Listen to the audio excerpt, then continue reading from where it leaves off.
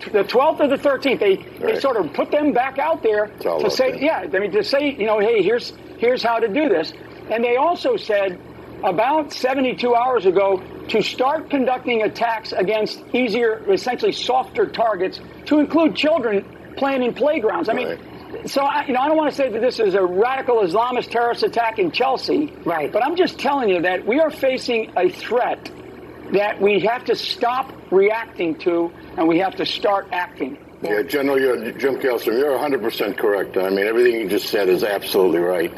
And yet we got 300 and some odd sanctuary cities in the United States. And we got a police departments that are demoralized and are afraid to lean forward, afraid to get out of their cars because they're going to be called this, they're going to be called that.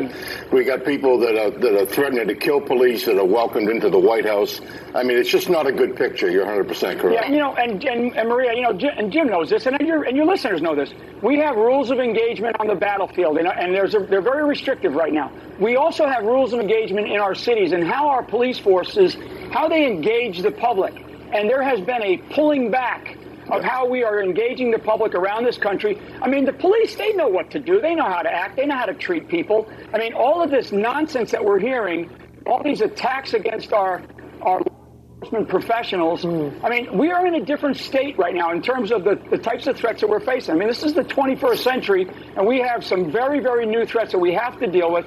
And frankly, the same old stuff that we've been doing is not going to work, and it's not working. And there's this narrative that comes from the top, President Obama, that the terrorists are on the run, and agency by agency and official after official follows that narrative and tries to tell that story, Jim, even though the evidence is right in front of us. Of course this was terrorism. We don't know what kind of terrorism, but yes, they're terrorizing New York, they're terrorizing New Jersey, and terrorizing Minnesota. Well, when you take all references out of the FBI training documents to anything Muslim, I mean, how does the FBI director go along with that? Why did how they does the take FBI out? director I don't know. not You got to say, back up here. What exactly in the training manuals of the FBI? The word Muslim has been taken out. Well, I don't know if the word itself, but the references to the Muslim Brotherhood probably, and just this whole radical Muslim thing, it's disappeared. Yeah. It's not there anymore.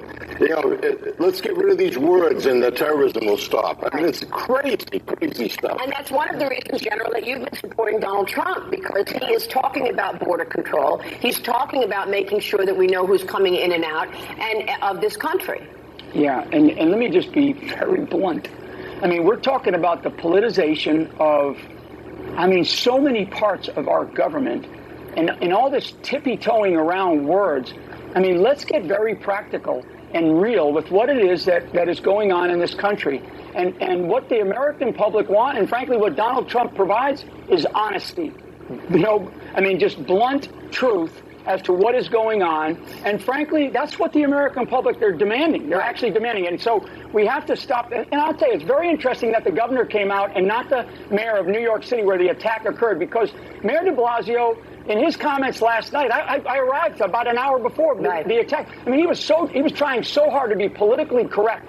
I mean, what you know is the truth. Right. He called it an intentional act. That's a new one, Jim Kallstrom. All right, before we go, the general's talking about the politicization of the agencies, and we said it earlier. Got the IRS targeting conservatives. You got Loretta Lynch meeting with Bill Clinton on the plane, and then, of course, there's this interview with Secretary Clinton by the FBI where Jim Comey says all of this stuff about carelessness, but then doesn't charge. And there's no prosecution of the IRS. The FBI doesn't step up and do an investigation. They don't even interview anybody in cases like that. You wanted to make one more point about that. He even got Hillary, this so-called interview, okay? And their lawyers laid out, I don't know exactly what they laid out, but it made it so you couldn't record, you couldn't do this, you couldn't do that, she's not going to do this. It was not on the record. And it's not on the record. Now, the FBI usually doesn't videotape unless you're arrested. But in this case, this lady is running for president of the United States. Should not the public know how many times she said, I don't remember, or I'm not going to answer, or I'm pleading the fifth, or whatever? Shouldn't the public know that? Shouldn't there have been a transcript? It's a political document. Well, they have notes, and they released those notes on Friday before Labor Day. And how does the FBI director give his conference and lay out all this stuff about what she did, and then have that foolish thing he did after that? And then when asked a question by the news media, what went on during the Clinton interview, he said, I haven't asked the agents yet what went on in the interview. He didn't even know what went on in the interview. The interview was crazy. I mean, it was nothing went on in the interview. But obviously, he knew that ahead of time. Well, he answers to Loretta Lynch, so there you go. Yeah.